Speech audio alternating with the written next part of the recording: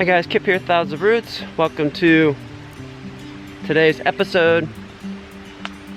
This morning we got some work done over on the fencing for the ducks. The ducks have a nice big area now. It's done for now. Part of it's temporary, but it's... There's my buddy. But it's good to go, and the ducks are in. Now Caleb just has to round up a couple stragglers, get them in, and that's all good to go. Something on my heart I want to talk to you about is our Facebook group. Now there's been some turmoil over there and stuff. Here's my personal approach and philosophy to the Facebook group and why I started it to begin with. The whole purpose for it, first and foremost, I started that group because YouTube was messing with our comments. We still can't comment. YouTube's not going to let us comment. They're shadow banning us. They're trying to make us quit, really, is what YouTube is doing. So I created that Facebook group so that there can be interaction on our videos. Okay? Whenever I post anything over on Facebook, it's my responsibility to pay attention to what's going on that post. And my expectation is that if you post anything, it's your responsibility to pay attention to what's going on that post. Personal responsibility. That's my expectation. Okay? Generally speaking, the content of the group is supposed to be gardening, homesteading, which includes animal husbandry, food prep, food preservation, all things homesteading and family life. And then of course, encouragement. Now if you get into religious conversations that cause turmoil, stop it. Political conversations that cause turmoil, stop it. That group is not the place for it. If you want to post stuff that has turmoil, you know, political or religious or whatever, go to my personal Facebook, Kip Smyth. But the group, Thousands of Roots Homestead group, is not for turmoil. It's not for that stuff. Maybe conversations about prepping can come up there. Yeah, I can see that, because homesteading and prepping really, when you take prepping to its highest level, really what do you have? Homesteading. So I just wanted to address some of the issues there on the Facebook group. Anything that we post, we're going to pay attention to it. All the other posts that people put on there, I'm not looking at all those. There's no way. There's no way I have time for that, okay? There's one other moderator or admin to the group, and between the two of us, we try to catch things as best we can, but we're doing the best we can. Now, it would be awesome to get a couple more moderators for the group, a couple more admins for the group to be able to pay attention, to help us catch all these things. So please just know that anything content-wise homesteading is encouraged there. Family life. So cool stuff that's going on with your children. Homeschooling is a good content thing there. You know, encouraging things. We want our light to shine. And we also do want there to be some salt, but not so much salt that it's not palatable. So that's Facebook. And that's YouTube. You know, YouTube, I don't think is ever going to let us comment again, or let anybody comment on our videos again. That's just what I think. Unless some kind of law has changed where they have to quit censoring and shadow banning. YouTube is censoring and shadow banning big time. Us and many others. So that's happening. Okay, another thing that's really on my heart is I agree with all it takes for evil to prosper is for good people to do nothing. We need to stand up for what's right, you guys. We need to fight the good fight and run the good race. You know, like Paul says that, I believe it was to Timothy, he said, as a good soldier, you don't get involved in civilian affairs. So, and then when you think about the time of Nehemiah when they're rebuilding the walls around Jerusalem, every person who was working on the wall, they had another guy standing there who was armed. So what do these things mean? Well, it means we need to stand up for what's right. Some people, it's preaching and teaching. Some people, it's acts, right? It's acts of love. It's acts of kindness. And those need to be first and foremost, always looking for opportunity to be kind. You know, like we did a whole video. Kindness is contagious. If you do acts of kindness towards other people, they're much more likely to do acts of kindness to others. It's very contagious. Kindness is contagious, you guys. Do that. But we need to let our lights shine. And so what that looks like for you is going to be a little bit different of what that looks like for me. But do that. Let your light shine before men, so that they may give glory to the Father who's in heaven. We do our best to do that here on YouTube. And we leave the results up to him. Back to today, really cool what we did. Combination of horse fencing, or it's called no climb fence, and we moved the electric netting so that the ducks can be held into that big area. So now they have a pond to themselves, and they have a good amount of land. So let me show you what we accomplished today so far.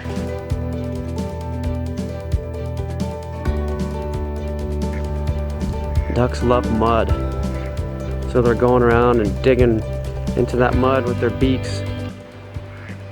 So this is the spot where electric fence came up a little bit, so Nathan just plugged it there. Alright y'all, so this is the no climb fence with the red top wire, 2 inch by 4 inches. So this is a multi-species kind of fence. I highly recommend this. This fence will keep ducks, geese, and cows, goats, sheep, all those species. This fence will take care of that. Now to complete this, we're going to be doing a top wire of electric, because the cow is going to have, this is going to be a cow paddock. So what we finished is we stretched this whole fence down to that corner, and this corner goes to that corner. It's just 3 T-posts to make a corner, which is not ideal, but the cows seem to leave it alone because of the top wire of electric. So now the ducks have this whole area. Nice big area. The duck pond, duck resort. Because all the way around now is this, until it connects to the white electric netting. And then we also fenced off this little area here, and we fenced off this little area because down in here is Jerusalem artichokes, or sunchokes is the other name for them. And we don't want the ducks to come over here and mess with these. But once they get mature and established in here, then we can let the ducks in here. And the ducks will really enjoy this spot. And on the island, we have hazelnut and then 2 cherry bushes. That's what's going on.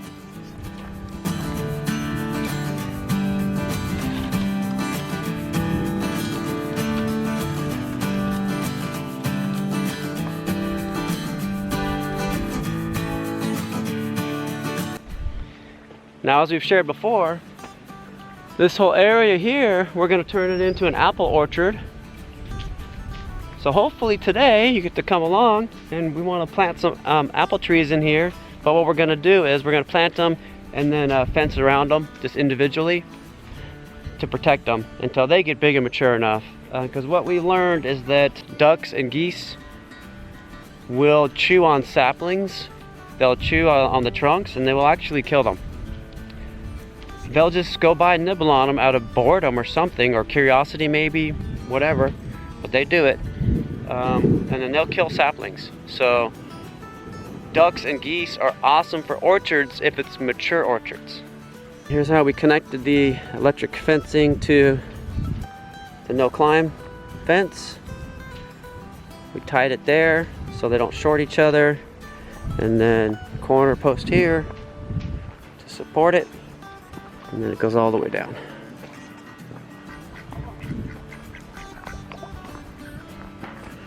And the electric fence goes just around this little coop, right next to the swale, right next to the swale.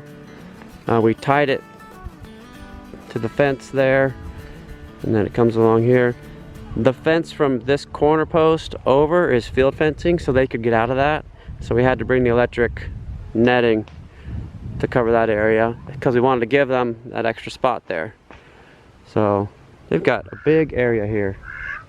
It's really cool. Hey Beetle, what you doing? Making use of the truck to save on a little bit of muscle. Hi. What are we about to do, love? Get a hernia? I'm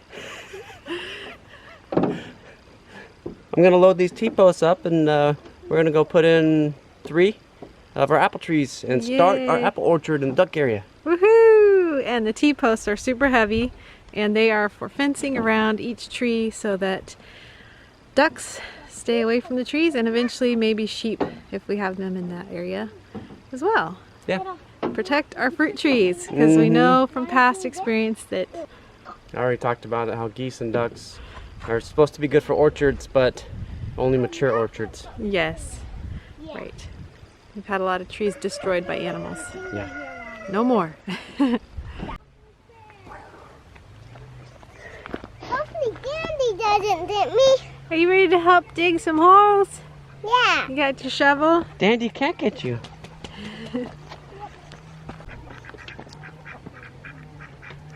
This one. You like watching those ducks? Yeah. And not duck. That's not a duck. What's that one? A goose? No, it's Sunny. Sunny. Well, Sunny is a goose though, huh? Yeah. Yeah.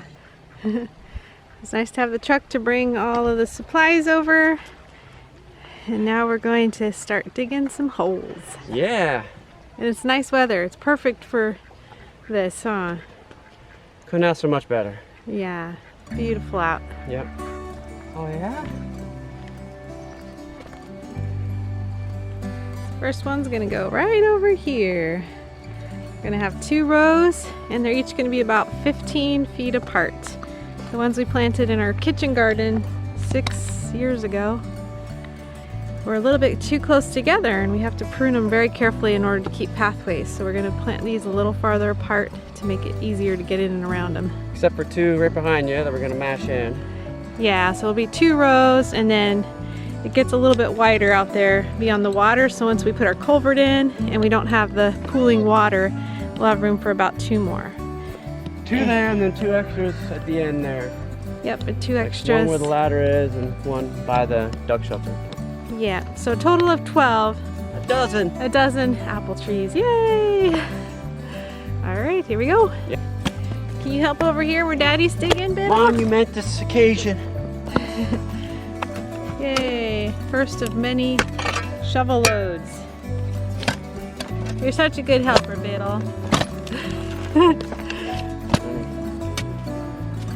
Bringing in the bar.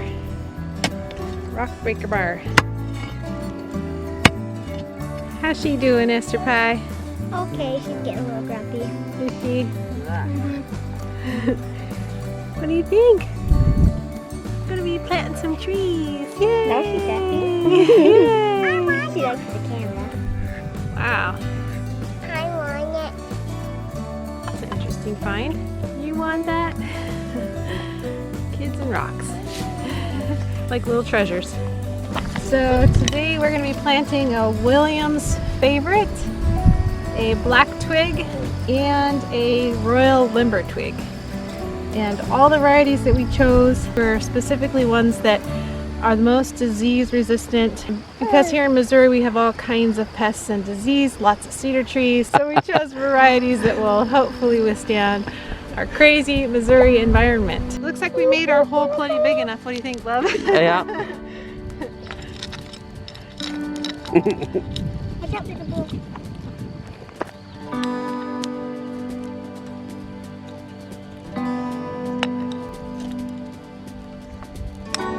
Here we go. Now it's happy. Gonna help pack that dirt.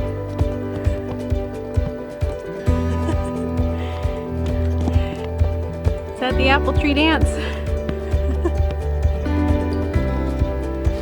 Oh, we got one fully surrounded, protected with the fencing. So giving it some water, and then we're gonna plant some white clover seed all around it. We put down our feed bags to help smother the other weeds out and help give the clover a start. So there it is, tree number 1. All right, Joshy is watering in the seed. We already scattered a bunch of white clover seed, so he's gonna water it in. We have, thankfully, lots of rain coming this week, so we're not gonna have to water this very much at all. Thanks for coming out to help, Josh. And Nady came out to help. Soon Caleb will be here too, huh? Yeah. These are all semi-dwarf MM111 rootstock from Century Farm Orchards. This is a no-stress situation. What do you think, little one? She was laughing when Daddy was digging the hole. Alright, tree number 2 is in the ground. We got all the cover and the seed down. And now Clips. Kip was working on attaching the clips for the cage to go around it.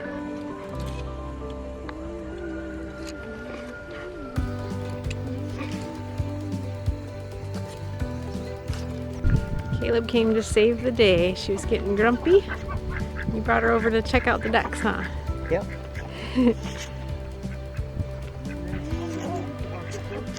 So Caleb, now that the ducks are hopefully confined and not really any places for them to get out, do you think the pond's gonna fill? Yeah, I think it should hopefully fill up. Hopefully they'll seal. Hopefully they will help it seal faster, and Yeah. and that'll be good. It'll be nice for them to have a full pond. Yeah, it will be.